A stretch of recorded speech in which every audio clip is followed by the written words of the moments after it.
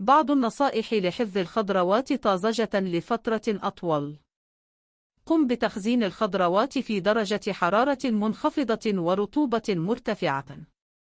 يمكنك استخدام أدراج الثلاجة لتحقيق ذلك.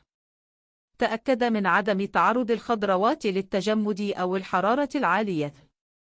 يفضل فصل الخضروات المتساقطة أو المكسورة أو التالفة عن الخضروات السليمة. يمكن أن تسبب الخضروات التالفة تسرب الرطوبة والغازات القابلة للتحلل، مما يؤثر على باقي الخضروات. قبل تخزين الخضروات، قم بغسلها بلطف بالماء البارد لإزالة الأوساخ والبكتيريا. بعض الخضروات قد تحتاج إلى تقشير، لذا قم بذلك بحذر. تجنب تقشير أو قطع الخضروات قبل تخزينها. القشرة تحمي الخضروات من فقدان الرطوبة وتؤخر عملية التلف. قم بتخزين الخضروات بشكل منفصل ولا تخلطها مع الفواكه أو الخضروات الأخرى.